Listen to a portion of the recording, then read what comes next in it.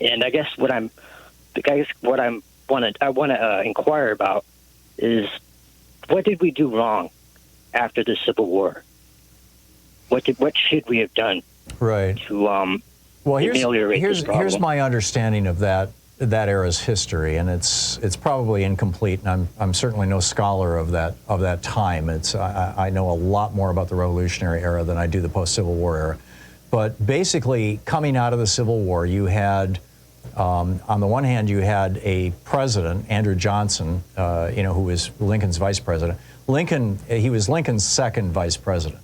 And for his second term, Lincoln wanted to try to heal America. So he brought in a Southerner, Andrew Johnson, who was also a slave owner. So you had a Southerner slave owner who ended up inheriting the White House, essentially, who was no friend to Reconstruction, to giving the vote to black people, to Lincoln's promise of 40 acres and a mule and all those kind of things. And so there was that. But on the other hand, once Johnson was out of there, I mean, Congress was horrified by this. And you had this faction called the Radical Republicans that was led by this guy named Thaddeus Stevens, a member of Congress. And they were, gung-ho to fully integrate America, do it now, do it tomorrow, make it happen. And in fact, you had, I believe it was South Carolina, it might have been North Carolina, I'm pretty sure it was South Carolina. Actually, there was a majority black legislature, for a couple of years there. So we were moving in the right direction, and we were moving in that direction fairly rapidly, Andrew Johnson notwithstanding. And then we got President Ulysses S. Grant, who was a friend of the Radical Republicans and agreed with this and continued that process. And then after Grant's presidency, that brings us to the election of 1876. And in 1876, Sam Tilden, who was a Democrat, and at that time the Democrats were the party of slavery, Sam Tilden actually won, and most of the states had been essentially reintegrated, which is how Sam Tilden was able to win. He won the Electoral College vote and he won the national vote, but Congress didn't want to seat him. Because he was a Southerner, and he was, he would have tried to end Reconstruction. So the deal that was cut, and there was this controversy because there were three states. One of them was Oregon here. Oregon had been taken over by the Ku Klux Klan. And then two of the southern states, and I believe it was Georgia and Florida, might have been Georgia and Alabama. I'd have to look it up.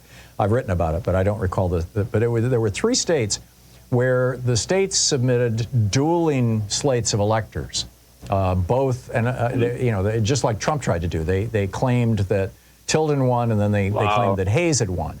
And because of that, because you had three states that had these dueling slates of electors, none of those electors got counted, and therefore the threshold for the Electoral College never got hit. Right now the threshold is 270 votes, or 270 Electoral College votes.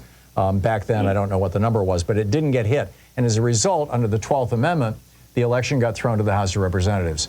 The House of Representatives then created this committee that worked out this deal where they put Rutherford B. Hayes, the Republican, into office in exchange, this is the deal they made with the Democrats, the Southern Democrats, in exchange for ending Reconstruction and basically throwing black people in America back into second-class status. And then that second-class status got ratified by the Supreme Court in 1898 in the decision, I'm forgetting the name of the decision, but it basically was the separate by Plessy versus Ferguson. It was separate but equal. That segregation was acceptable in the United States because segregation was reestablished in 1877. And so, that's what we got wrong, in my opinion, Brandon, was the South wasn't crushed, and they weren't crushed, after the Civil War, or at least the racist movement in the South was not crushed, in large part because Abraham Lincoln was dead and Andrew Johnson was president. And Ulysses Grant, who had fought the Civil War against the South, was also enamored of this idea of healing America, bringing us together. Although he was, moving the country in the right direction very, very quickly. But then when Hayes came in, that was the deal where African Americans were stabbed in the back, black people were stabbed in the back by the white power structure, and that led to, like in 1960, by 1964, when the Civil Rights Act was passed, 1965, the Voting Rights Act, only 7% of blacks in Louisiana were registered to vote. It was like 8 or 9% in Alabama, as I recall. The numbers are in one of my books. And it was because of that whole, Plessy versus Ferguson decision, and the Supreme Court basically backing up the white racists in the South and allowing them to prevent people from voting. So, I think the big thing that really destroyed it was the death of Lincoln, actually. Lincoln, earlier in his career, had been, I'm okay with, blacks having second-class status. But by the middle of the Civil War, he had completely changed his mind, and he had kind of helped give birth to the radical Republican movement. If my recollection or understanding of the history of that time is accurate, and I welcome any Civil War historians to correct me on any of my details. Sure. But I think that's in broad measure what happened. Does it make sense, Brandon?